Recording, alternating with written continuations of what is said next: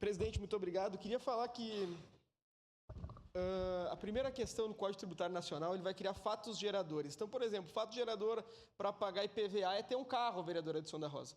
Fato gerador para pagar IPTU é ter uma casa. E o fato gerador do caos da educação é o prefeito Adiló na cadeira de prefeito. Esse é o grande problema daqui. Eu, vereador Pedro, tenho muito respeito pelo senhor e fui eleito para comentar sobre o governo. E o senhor, ultimamente, parece que foi eleito para comentar a fala dos demais vereadores. Atacou a vereadora Daiane na última sessão, me atacou nessa sessão. O senhor tem que se concentrar em defender o governo, que é um governo muito ruim, e o senhor optou por entrar. Eu vou lhe pedir respeito, porque aqui ninguém faltou com respeito com o senhor. A posição que eu tenho quanto ao prefeito Adiló é que ele é muito ruim. E a posição que eu tenho, que a sociedade tem. Se o senhor optou a adentrar o governo e colocar um secretário que também é muito ruim, é uma opção do senhor. Eu e a vereadora Daiane, nós optamos por não responder.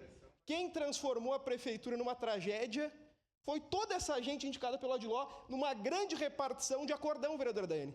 Nós temos um grande acordo no município. Um pouco para uns, um pouco para outros. E, vereador Pedro, infelizmente o senhor participa desse acordo e está aqui para defender. E eu e a vereadora Andressa optamos por não participar desse acordo.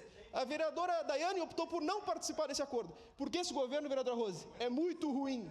Muito ruim. Muito ruim. Eu não vou lhe atacar pessoalmente. Agora, o senhor precisa começar a respeitar os outros vereadores. Falo para a vereadora Daiane, que é da oposição e não é do meu partido. Falo por mim e falo por todos. Tá bem? Se o senhor optou por estar nesse governo terrível, é um problema do senhor. Eu sigo aqui. Oposição ao governo Adiló, que é muito ruim. E não é por qualquer cargo, ou melhor, nenhum cargo me faria entrar nessa tragédia. Diferente do vereador Pedro, que ganhou um cargo e entrou. Obrigado.